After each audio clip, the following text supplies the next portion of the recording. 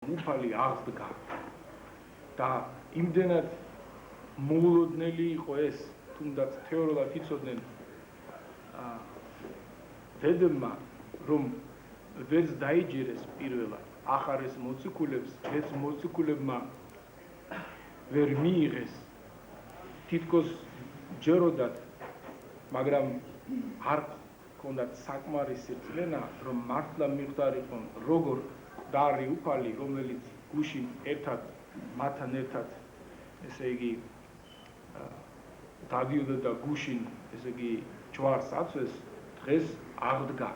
აღდგა, ესე იგი, მკვდრეთით აღდგა, ისევ, ესე იგი, გახდა ცოცხალი და როცა გამოეცხადა უფალი მოციქულებს, მან მისცა შენიშვნა ამ მცირედ მორწმუნესათვის და როცა ჩვენ ვთხოვეთ უფალს და როცა გავაღეთ ეკლესიის კარები, ეს უკვე იყო შესვლა სასუფეველში.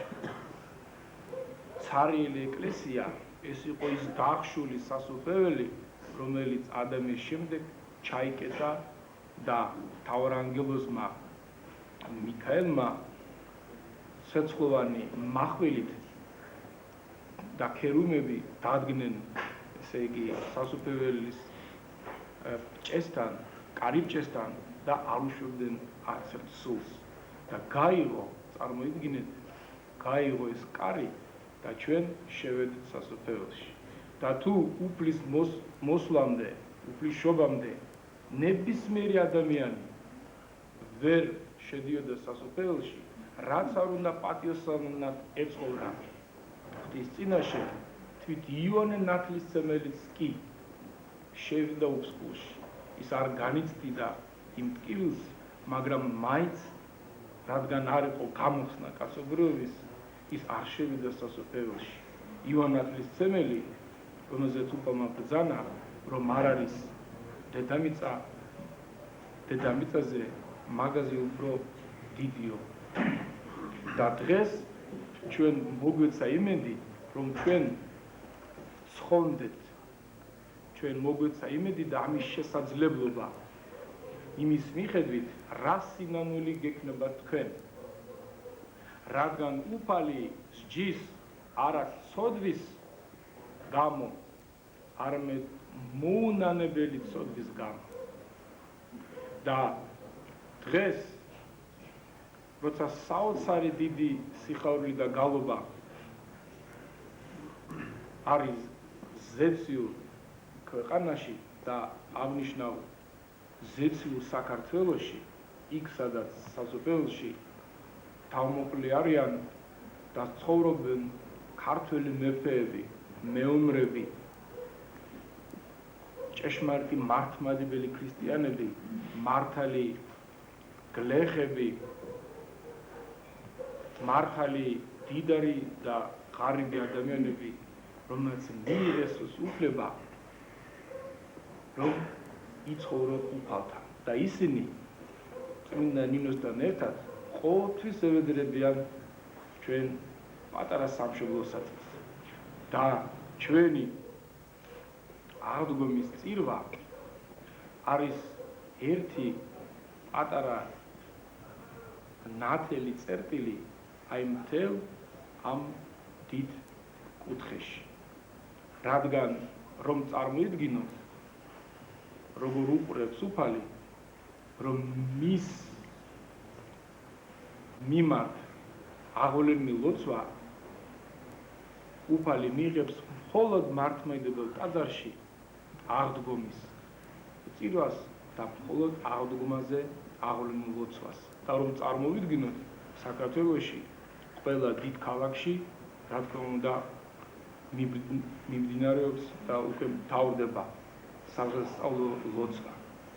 და იყო დრო, როცა ნებისმიერ სოფელში, ნებისმიერ კუთხეში, დაბაში, ქალაქში ათობით და ასობით, ათასობით ეკლესია იყო ანთებული და იმ ეკლესიაში ტარდებოდა სადღესასწაულო წირვა ლოცვა. აი რწმენა ქართველების, აი ერთგულება ქართველების როგორ იყო უფლის მიმართ. მაგრამ მადლობა ღმერთს, რომ ჩვენ დღეს გვაქვს ამის შესაძლებლობა. მადლობა ღმერთს, რომ უფალმა მოგცა ეს სულ პატარა რწმენაც იმისთვის, რომ სოდვილნი მოვიდეთ მუხლის ჩოქით უფალთან და გადავიწეროთ პირჯვარი და უთხრათ უფალს მადლობა ყველაფრისათვის და მადლობა რომ უფალი განხორციელდა, რომ ის იშვა, ებნო, დაეფლა და აღსდგა მესამესა დღესა.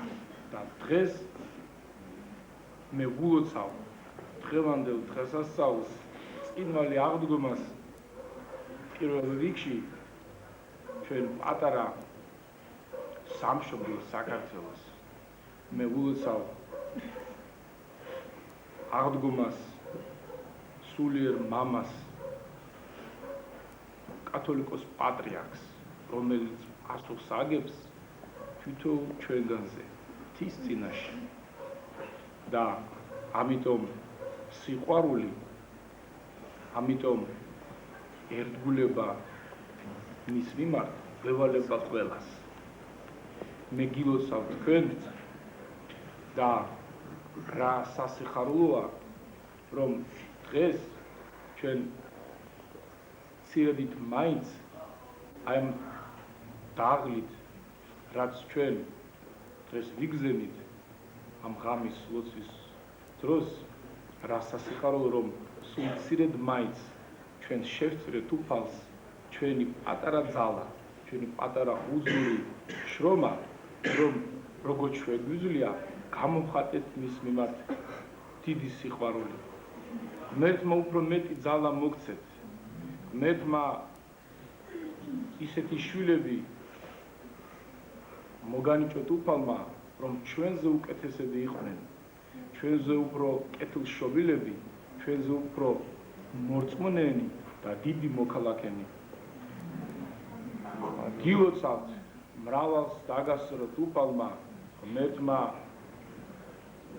შეგინდოთ ყოველი თქვენი ცოდვა ნებს უნებლიეთ და ღმერთმა დაამშვიდოს ჩვენი ქვეყანა. ქრისტე აღსდგა! ქრისტე აღსდგა! ქრისტე აღსდგა! გილოცავთ.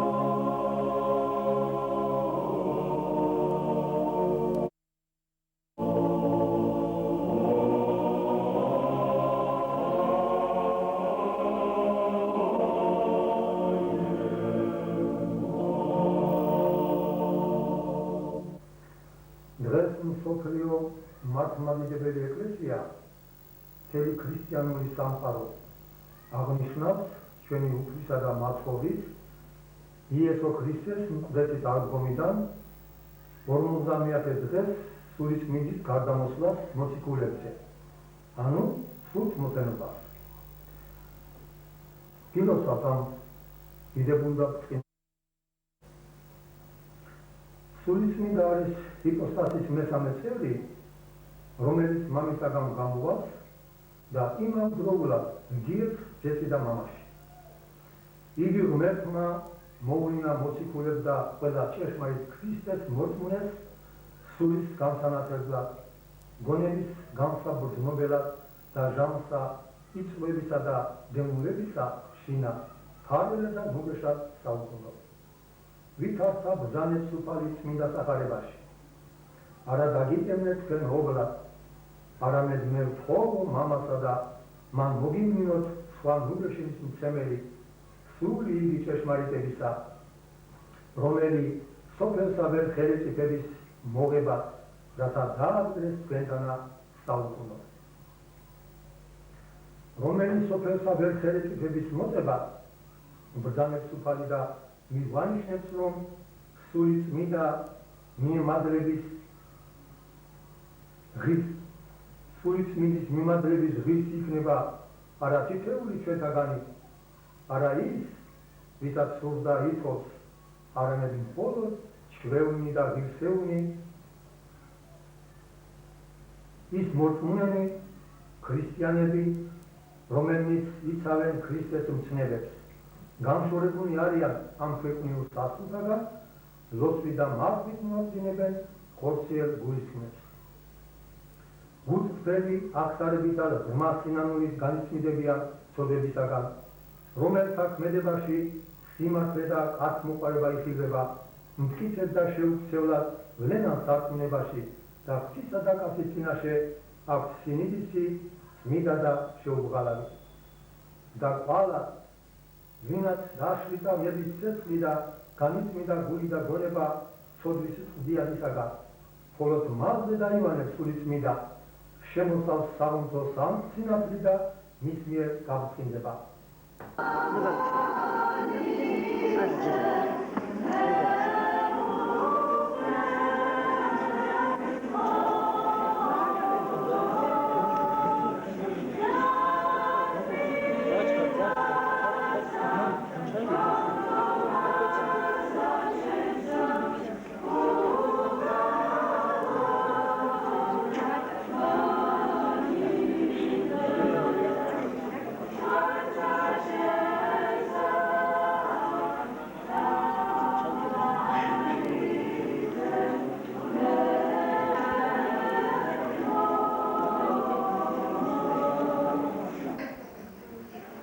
ღვთისმშობლის ნებით და ღვთისმშობლის შემწევლით ჩვენ კიდევ ერთხელ ჩვენს ეკლესიურ ცხოვრებაში და ჩვენ ცხოვრებაში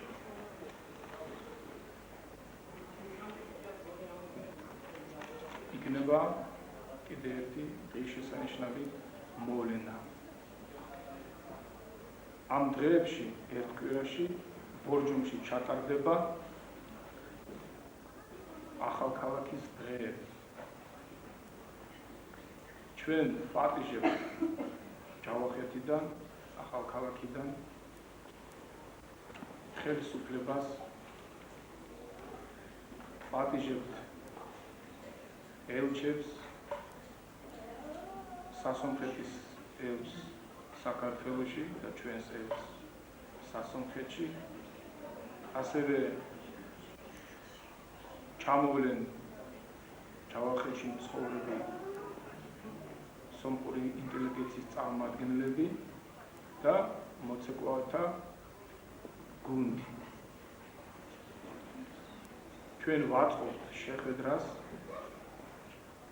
და მრევლი და საზოგადოება უნდა მიიღოს ძალიან აქტიური მონაწილეობა ამ დღეებში. რატომ გაგვიჩნდა ეს სურვილი და რა მიზანი არის? პირველ რიგში ეს ჩვენი თხოვნა, ჩემი პირადი თხოვნა იყო სამხარეო ადმინისტრაციისადმი, რომ უნდა მოხდეს მეტი დაახლოება ახალქალაქთან და ჯავახეთთან და იქ მცხოვრებ სომხურ მოსახლეობისგან. მოგახსენებთ, რომ აღმოჩნდნენ ადამიანები ახალქალაქში, რომელნიც წინააღმდეგ არიან ჩვენი და ჩემი პირადად ჩემი დაფუძნებისა და დაარსებისა ახალქალაქში. არ უნდათ, რადგან არ გვიცნობენ ჩვენ, არ იცნობენ კარგად ბორჯომ ახალქალაქის ეპისკოპოსს და იმ ადამიანებს არ აქვს სურვილი, რომ მეტი გაიცნონ საქართველოზე, საქართველოს ისტორიაზე და კულტურაზე. ამიტომ ჩვენ და არა მარტო მე პირადად ეს მოვლენა სამხარეო ადმინისტრაციამ, ჩვენმა ხელისუფლებამ ძალიან დიდი ყურადღებით, დიდი მონდომებით მივიღეთ ეს გადაწყვეტილება და იმედი გვაქვს, რომ ჯავახეთში მცხოვრები სომხური მოსახლეობა ასევე დათანხმდება სიხარულით, სიყვარულით ჩამობრძანდება და ალბათ მე იმედი მაქვს ჩვენ დიდ სიტყვას ვაჩვენებთ საკმარის იმისათვის, რომ როცა ჩვენი ეკლესია ხელისუფლება წარმომადგენლობა ჩაბრძანდება ჯავახეთში, იქ ასევე საპასუხო სიტყვას და სიყვარულს მივიღებთ. 4-ში ჩვენ ველოდებით ჩამობრძანებას, მათი 5-ში 5 ივნისს ჩვენ ვანახებთ ჩვენს ბორჯომს, ჩვენს ქალაქს, ვაჩვენებთ მუზეუმს, ბორჯომის ქარხანას, ბორჯომის პარკს, ჩვენს ეკლესიას და 6-ში იქნება ოფიციალური გახსნა. 6-ში ჩამობრძანდება ხელისუფლება და როგორც მე გუშინ დამირეკეს პარლამენტის კანცელარიიდან დაინტერესდა ბატონი ზურაბ ჟვანია და გამოთქვა სურვილი თუ მას ექნება შესაძლებლობა რომ მიიღებს მონაწილეობას 6 ივნისს ამ ღონისძიებაზე. ცენტრალური მოვლენა არის სადღესასწაულო პარაკლისი ლოცვა ახალწმინდა ეკლესიის ეზოში. შემდეგ სანატორიუმ კომპოზიტორებში ჩატარდება დიდი კონცერტი ერთობლივი, სადაც ქართული ჩვენი ბორჯომის ცეკვის ანსამბლი და ახალგაზრდად ჩამოსული სომხური ეროვნული ცეკვის ანსამბლები აჩვენებენ თავის პროგრამას. იქ მოხდება ოფიციალური სიტყვა, დალოცვა ჩვენი სტუმრების და ჩვენი ხელისუფლების წარმომადგენლების. მე ხას ვუსვამ, რომ ჩვენ არ უნდა გავიმეოროთ ის შეცდომა, რაც 2 წლის წინ მოხდა, როცა სანატორიუმ კომპოზიტორებში ჩვენ ჩავატარეთ ძალიან დიდ დონეზე საღვთისმეტყველო კონფერენცია, დაუპატიჟეთ დეპუტატები, იყო ძალზე საინტერესო და მნიშვნელოვანი მოხსენებები და დარბაზი იყო თითქმის ცარიელი. ეს არის ჩვენი სენი ალბათ ზოგჯერ ბორჯომელების, რომ როცა არის საჭირო გამოხატვა ყურადღების მოსმენის, ჩვენ პასიურნი ვართ. ამიტომ მე მივმართავ საზოგადოებას, რომ მიიღოს მონაწილეობა. რაც ძალზე მნიშვნელოვანია, ჩვენ ვფიქრობთ, რომ ნაწილი სტუმრების, მოზარდების, მშობლების, პედაგოგების ჩვენ გავანაწილოთ მრევლში და ბორჯომელ ოჯახებში, რადგან ის 2 დღე გატარებული ოჯახში და იქ მიღებული სიტყვა, მე ვფიქრობ, დიდხანს გაყვება ამ ადამიანებს. ამიტომ თქვენ უნდა მოვალებ ძალებით, როცა ჩამოვლენ სტუმრები, დაპატიჟოთ და 2 დღით უმასპინძლოთ იმ ადამიანებს. მერტი შეიწირავს თქვენს ასეთ შრომას და ისე ვიმეორებ, მომავალი ჩვენი ეკლესიის, მომავალი ჩვენი ეპარქიის ეპისკოპოსის და აქედან გამოვლენილი ქართული სახელმწიფოს და ხელისუფლების დიდად დამოკიდებულია რა დონეზე ჩატარდება ეს შეხვედრა და როგორ შევძლებთ ჩვენ ამ ადამიანების დალოცვას, ოფერებას და დახვედრას. გისურვებთ წარმატებებს, ღმერთმა მადლი მოგცეთ და მიიღეთ ეს როგორც ღვთისმშობლის ლოცვა კურთხევა. ჩვენთან არის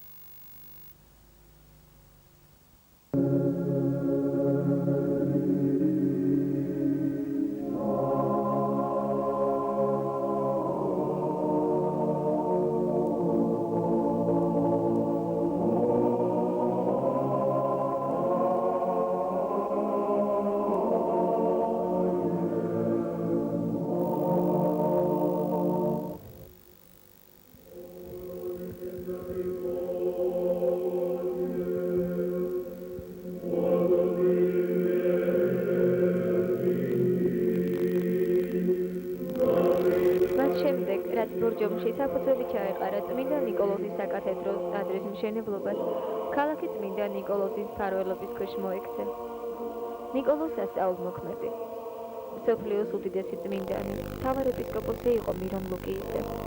იგი დაბადებულა 280 წელს, იმპერატორ ვალერიანეს მეფობის დროს, ლიკიის მხარეში, ქალაქ პატარაში, ძალზე მორწმუნე ოჯახში.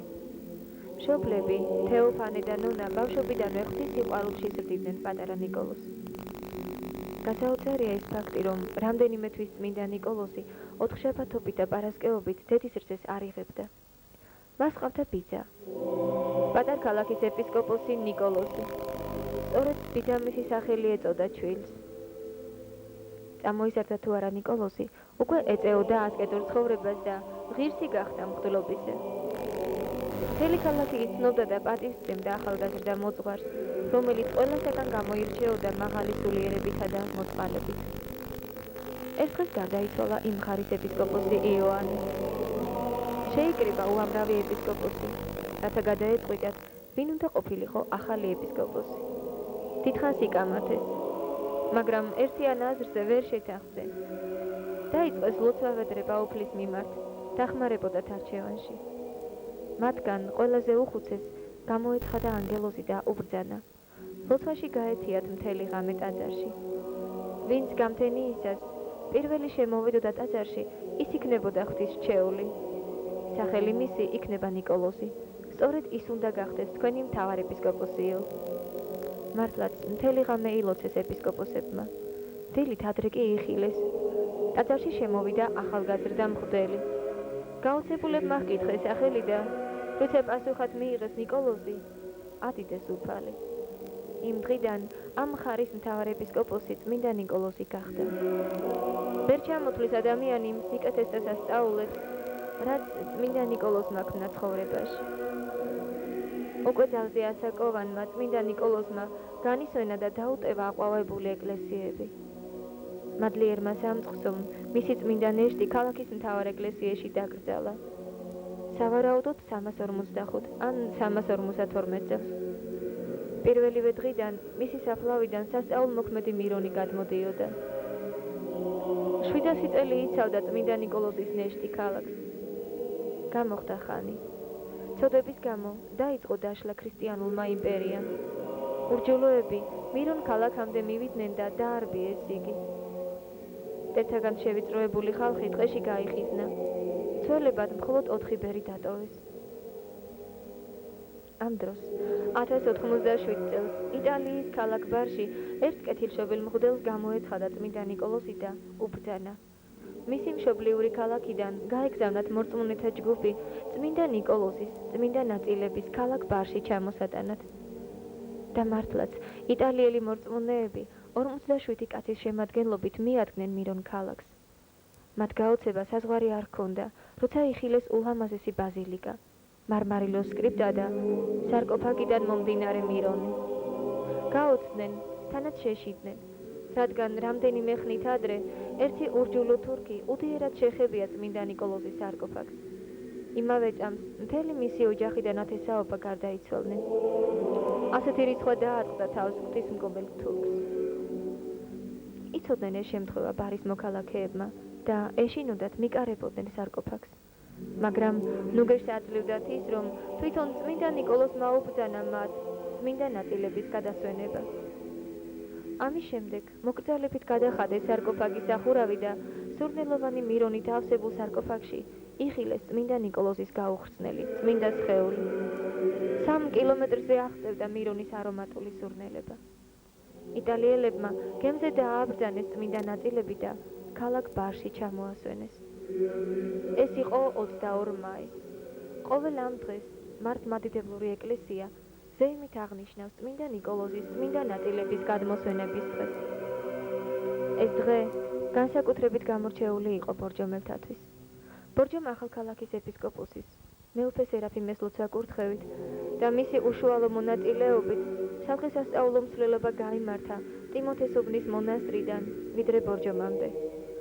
ამავე დღეს ყველა მსურველი შეუერთდა ეკლესიის მრევლს და ჯვრებით, ხატებით, ბაირაღებით სიმბოლურად გაიარეს გზა, რომელიც შეახსენებდა მათ წმინდა ნიკოლოზის ნაწილების გადმოსვენებას ქალაქ ბარში. პროცესიის ბოლოს ჩატარდა პარაკლისი წმინდა ნიკოლოზის სახელობის საკათედრო ტაძარში. შევთხოვოთ ღმერთს, შეისმინოს წმინდა ნიკოლოზის მიმართ აღვლენილი ყოველი ლოცვა ვედრება. შევთხოვოთ ჩვენი ქალაქის მფარველს, წმინდა ნიკოლოზს, ევედროს ქრისტესა ღმერთსა ჩვენსა, შეწყალება სულთა ჩვენთათვის. ამინ.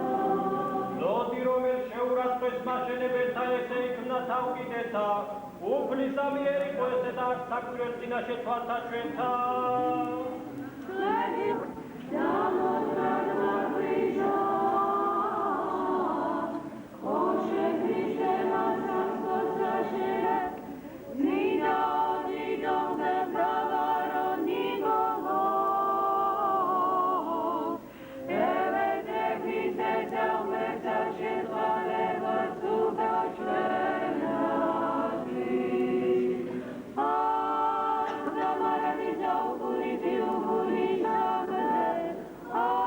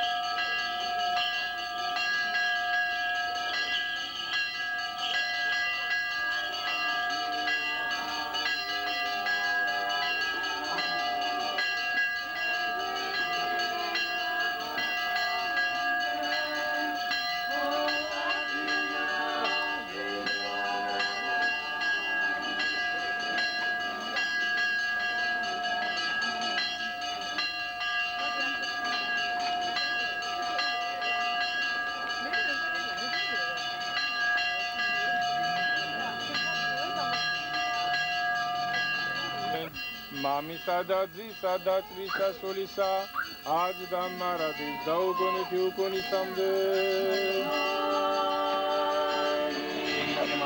ბებზის აღემართენ და ისმინა და წმინდა სახარება შვიდობა ყოველთა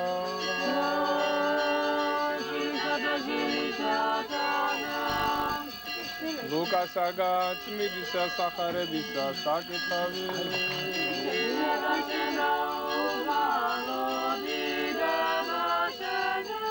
მოუხედე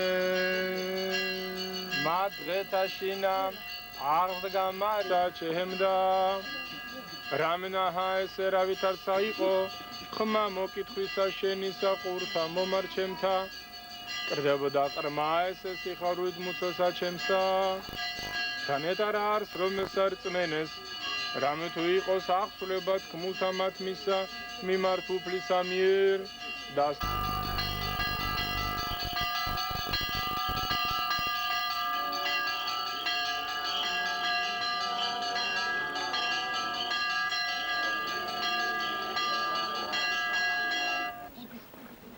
თვის სწავლობით ჩვენ დღესასწაულობთ უდიდეს მოვლენას 12-თაგან ერთ-ერთ უდიდეს სიხარულს მიძინებას ყოვლადწმიდისა ღვთისმშობელისა ეს მიიძინა ყოვლადწმიდამ ღვთისმშობელმა მაშ რატომ დღესასწაულობს ეკლესია ჩვენი ეკლესია იმ დღეს როდესაც ღვთისმშობელი მიიძინა გარდაიცვალა და ეს არის ის დღე როდესაც ადამიანმა ხორცელმა ადამიანმა იხილა სიკვდილის გემო მაშ რა გვიხარის და რა არის ჩვენთვის ასეთი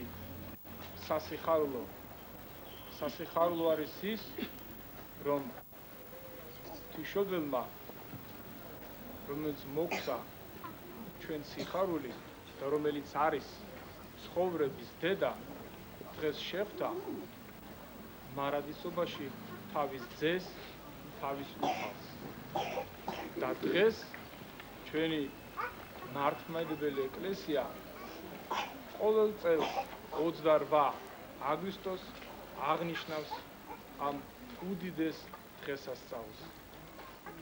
თქვენ იცით, რომ ღვთისმშობელი გოლგოთის შემდეგ, უფლის კურთხევის შემდეგ, ლოცვა კურთხევის შემდეგ დარჩა იერუსალიმში. მან მოიარა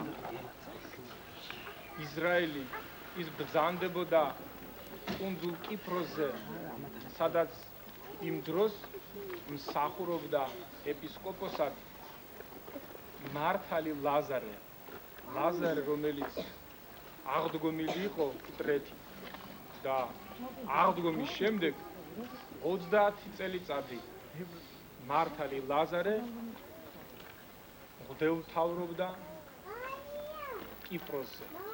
მოინახულა, დალოცა, დაბრუნდა იერუსალიმში და განაგრძო დედობრივი ზრუნვა მთელ კაცობრიობას და ერთშვენიერ დღეს 48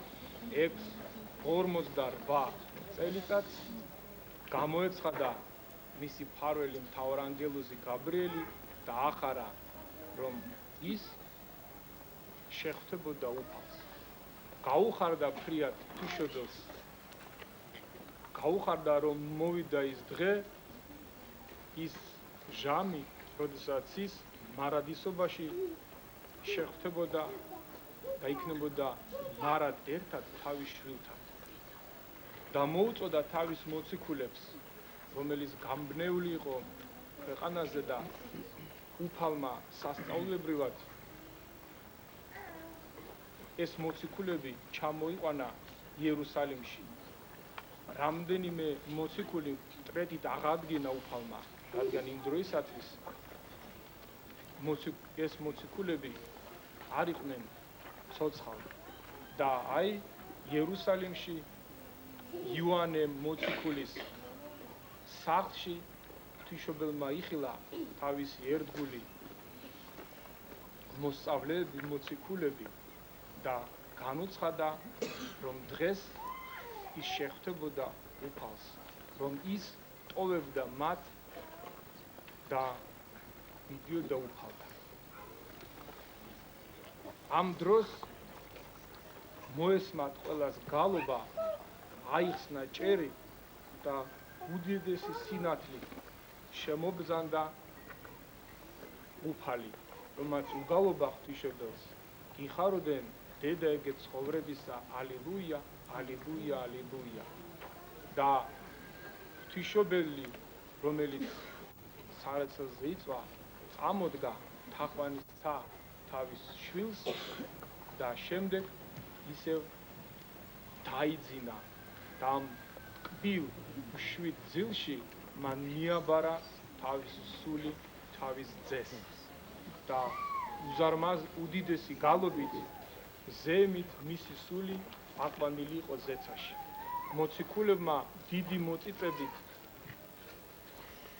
აიღეს მისი სხეული დასვენებული და გადააბრძანეს გეციმანის ბაღში. ეს იყო საოცარი მოვლენა, როდესაც მოციქულებთან ერთად ამ პროცესიას ვერდით მიყვებოდა ნათელი ღრუბელი და უამრავი ათასობით ანგელოზი, რომელიც უგალობდა, რომელიც გალობდნენ და უღოცავდნენ ღვთისმშობელს.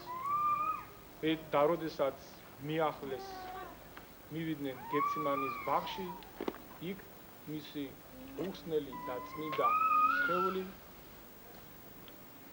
დადეს გამოქვაბულში და 3 დღის შემდეგ თომა მოციქულის მოთხოვნით, რომელიც არ ესწრებოდა ამ მიძინებას, გარდააგორეს ლოდი და იხილეს, რომ ღვთისმშობელის სხეული არ არის და გამოეცხადა მწუხარე თომა მოციქულს ღვთისმშობელი და უთხრა, ცხადად გიხაროდენ, მე თქვენთანა ვარ ყოველთა დღეთა ცხოვრებისა თქვენისაც.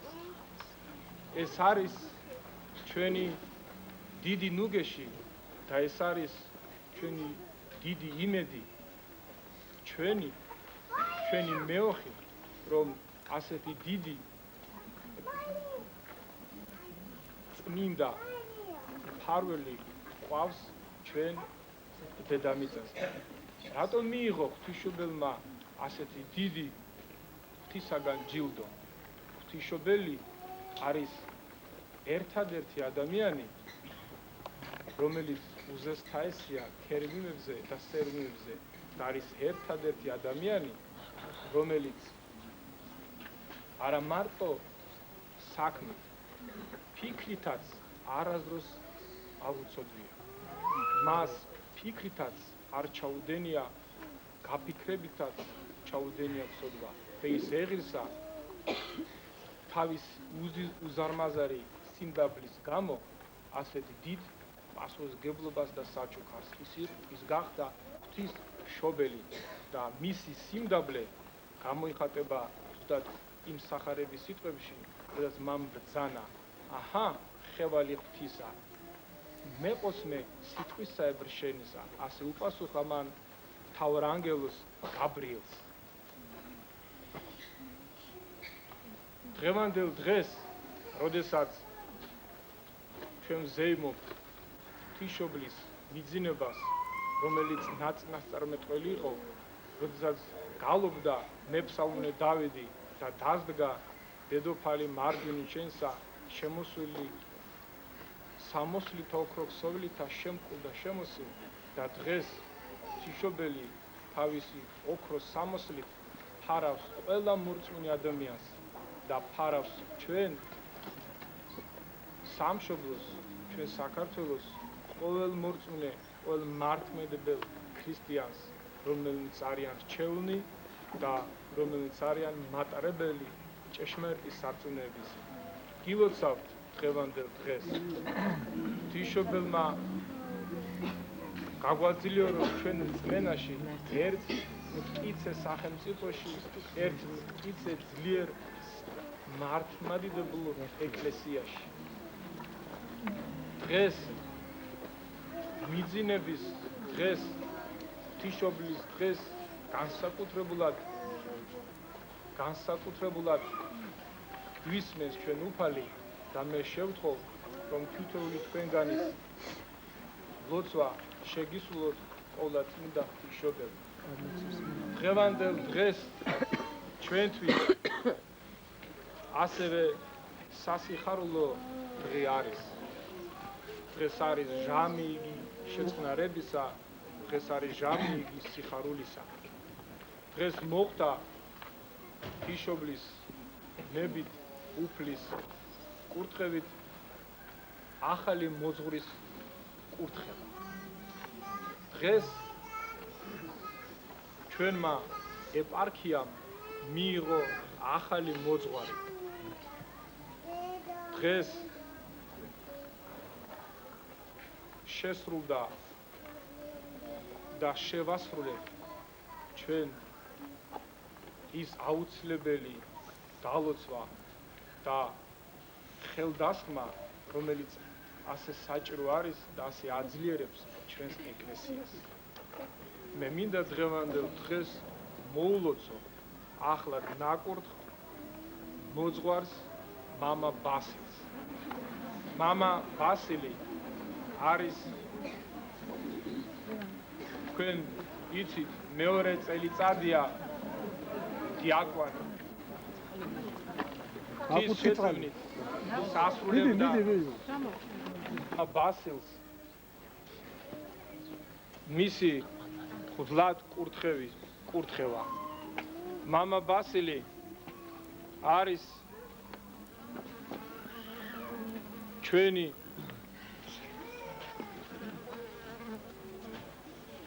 რაიონის მკვიდრი. მამა ბასილი დაბადებულია გაზრდილი საკირეში და ძალზე გვიხარია რომ ამ კუთხეში აღმოჩნდა ადამიანი, რომელიც არა სიტყვით მარტო, რომელიც არა მარტო ერული დამოკიდებულებით ეკლესიის მიმართ, არამედ ეკლესიური თავისი ცხოვრებით, მოწიწებით დაიმსახურა ეს ხარისხი. დაიმსახურა ჩვენი არა მარტო დალოცვა, არამედ მამა ბასილს, რომ გახდეს ჭეშმარიტი მოძღვარი. ვუსურებთ, რომ მამა ბასილის ლოცვით სხონდებოდნენ ის ადამიანები, რომელიც მივლენ მამა ბასილთან ბოლო არის ჟამი და ძალზე რთულია ეკლესიური ცხოვრება. ამიტომ უნდა ვილოცოთ ერთმანეთზე, რომ უფალმა მოგცეს ის შეწევნა, მოგცეს ის სიმტკიცე, რომელიც აუცილებელია ცხოვრებისათვის.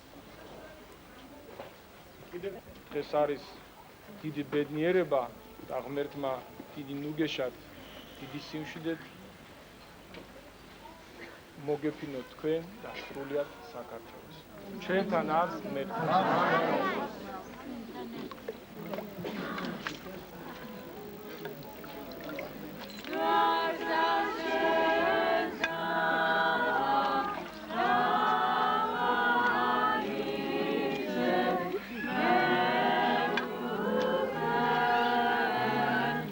დღევანდელ დღეს მე ასევე ვულოცავ მამა ნიკოლოზს, რადგან მამა ნიკოლოზი არის მოძღვარი მამა ბასილის და ასევე მისთვის არის რა თქმა უნდა სასიხარულო და მე ვლოცავ და ვუსურებ ყველას, რომ მრავალი სულიერი შვილი გახდეს ღირსი ღვთლობისა, ბერობისა და ეკლესიური და სულიერი წოდებისა. ამინ.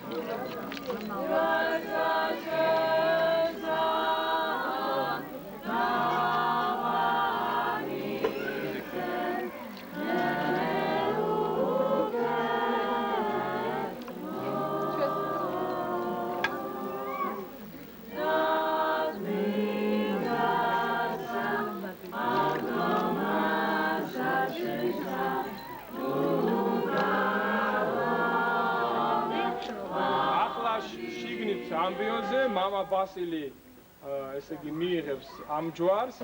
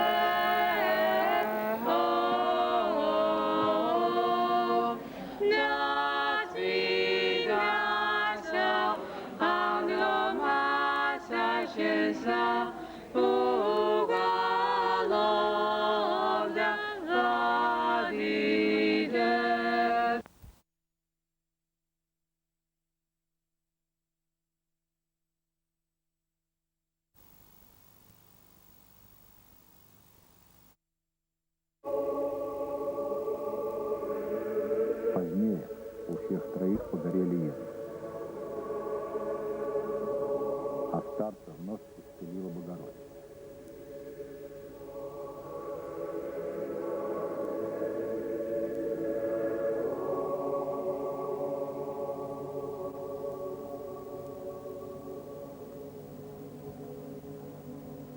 Бесы сотрясали его келью во время молитв, вздымая в воздух и обрушивая на пол его самого.